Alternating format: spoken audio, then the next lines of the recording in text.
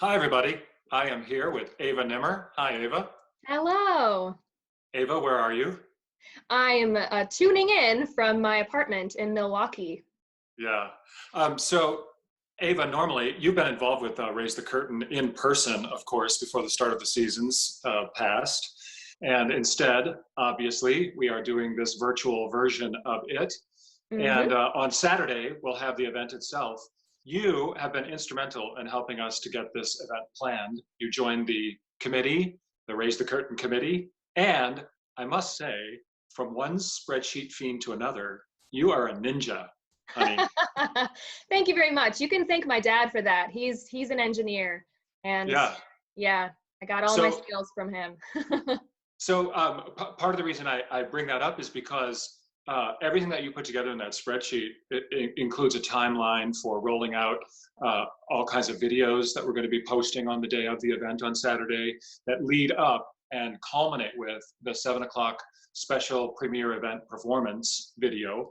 And you were also, thank you very much, helpful in steering us toward renaming that event. And now it is called, we think quite lovingly and appropriately, Northern Skylights, a Decade of Delight. Delightful. I love Yeah, it. yeah.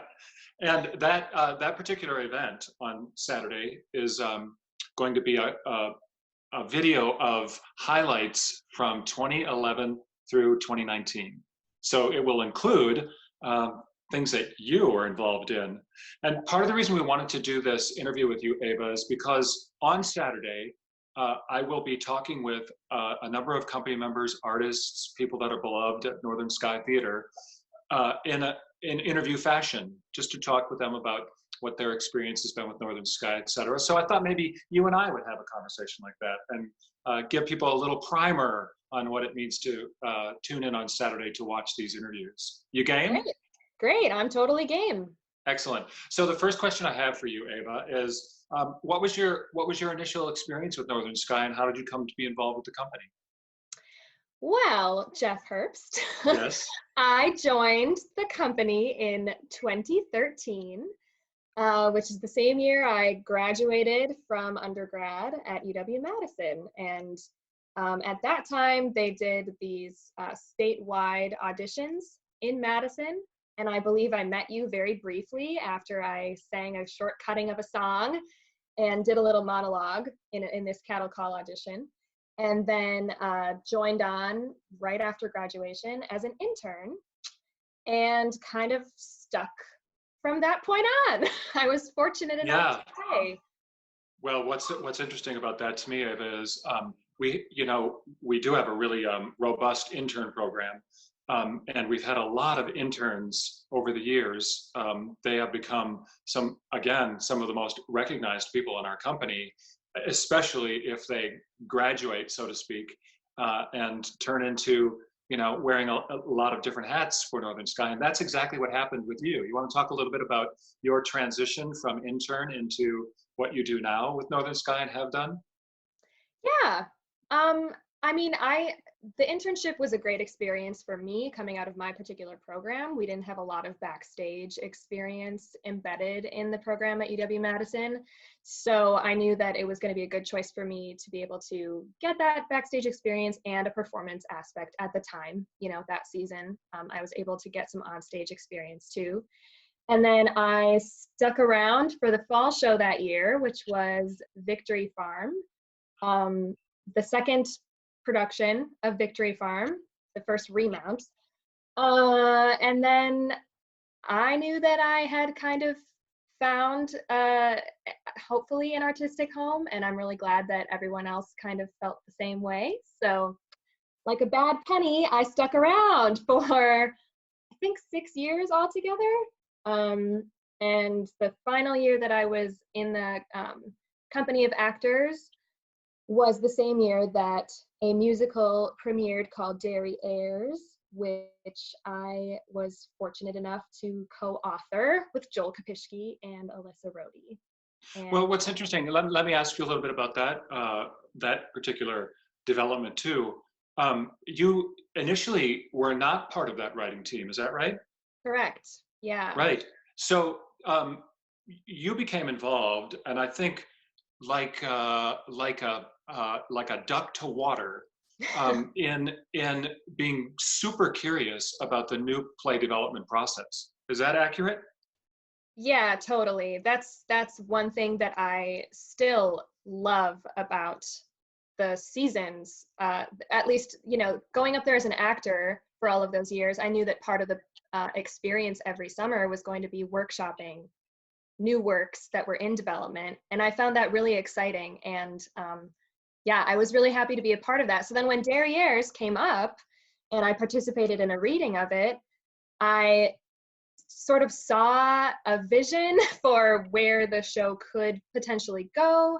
And I had all of these ideas, and through some great conversations and you know checking it out with Alyssa and Joel, who already had a pretty fully developed script and score, we all decided that we could create something brand new, sort of together. Take it and mold it and shape it into a working play.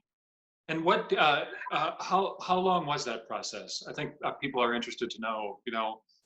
Was that a week's worth of work? Probably not. Yeah, absolutely not. Let's see. It was a couple years. I Yeah. think from the first reading that we did. Yeah. I can't. I mean, I'm not going to get the exact years right. Yeah. I know that we were definitely working on it for at least a year and a half of constant rewrites, constant meetings, and brainstorming sessions and all that good stuff. So what was it like for you, finding out that you were not only co-authoring a piece, but then having to play one of the leads in it as well? And what was that experience like for you, the rehearsal period? Well, at first it was very scary, because one thing I came to learn really quickly was that, when you give words to a character and you write a joke and you pray and hope that it's going to land and that it's going to be funny, but you don't know, especially with a brand new script that no one's ever seen before, there's no way to tell if it's going to work the way that you imagined. So it was a very interesting experience for me. And, I also had to kind of create my own boundaries in terms of like what all the other characters were in my mind, and then letting them go and be in the hands of gifted performers, who it's their job and their right to take them and make them their own. So it was an exciting experience, and one that I'm really grateful to have had. So are you currently thinking about other projects to write? Are you currently working on something? Well, I have many ideas. um, Okay. and, I can't disclose any details right now. But I feel like I know that I want to work on another project for Yeah. the canon of Northern Sky, to contribute to that in the future. I'd like it to I'd like to be the sole author if possible, and maybe collaborate with just a composer. Uh-huh. That's kind of a goal of mine, Uh-huh. and we'll see what happens. Well, I'm sure I will probably be in the know eventually. Yeah, you will. So Ava, another thing that we're doing as a part of this Raise the Curtain, which we have also done historically in the past, but it's been a one-day event, we have an auction that's been going on and continues to go on and will go on all the way through Saturday, even past the premiere event until 8:15 that night. And we have decided this year to make our auction really an artist experience event. So we've asked a lot of Northern Sky artists, especially those who would have had employment with us, but others as well, to contribute. And the winning bid will be split between the artist and Northern Sky, which I think is a really lovely way to honor people's, having committed to us to be with us for the season and then are not being able to honor that back.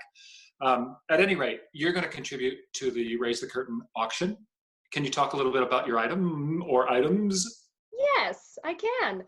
I signed on to a few different items that I think are going to be options for people to just sort of um, you know, submit a set donation. I think there's like a $30 option for bedtime story read by your favorite Northern Sky performer or performers. There's a whole slew of people, company members, past and present, who signed on to that, and we could, so I threw my name into the ring for that one. But the one thing that is just my personal offering for the auction is going to be a step-by-step tutorial of my, I like to think it's famous, opening night chocolate cake. It is called the best chocolate bundt cake ever. I know that you have had it in the past. I certainly have. At opening night parties. Wow, get your bid in. Yes. And so I'm going to be creating a video, sort of taking anyone who cares to buy said video through the process, which it's a pretty involved process. There's a reason I make it day of, opening night, because I need to distract my brain, and it will take all day long. But it's worth it. So I'm very excited. That sounds fantastic. That. It's a chocolate bundt cake, right? Yes, the official title, I can't take credit for the actual recipe. It's a recipe from a lady called Joy the Baker, but she entitled it the best chocolate bundt cake ever. And I concur. Yeah, me too. And then let's see, other things that I want to know from Eva Nimmer. You talked about the fact that you're going to be continuing to work on, you hope to continue to work as a writer and obviously as a performer too. So for you, in your developmental process now, in both your artistic life there in Milwaukee and just in general, what do you see, and what does Northern Sky mean to you as an artist? That's a big question. I think, well, Northern Sky for me, it has a very, very special place in my heart. I feel like I was extremely fortunate, and it's not been lost on me for all of these years since I graduated from college and was immediately given a job. How amazing that is. It's hard out there as an artist. It was hard out there as an artist before, this situation that we're in, and it's going to be hard going forward. And I've always felt so blessed and fortunate to have been hooked up with an amazing group of individuals, doing this very creative, unique thing with the world of theater, in creating new works for a family, like for all ages, outdoors in a beautiful setting. I just feel fortunate to have had that groundwork laid for me so early on. And I think Northern Sky, for all of those 6 years, was definitely my artistic home. And considering the fact that I was able to continue learning as a performer on the job over those years, and also, as you said, kind of grow in terms of discovering that I really, really love the new works process, and I really love writing, and sort of finding that passion. I'm excited for what the future holds. I don't know what it is necessarily at this point. I'd like to just continue exploring all of my different artistic avenues, be it writing, be it staying involved in new works, either at Northern Sky or elsewhere,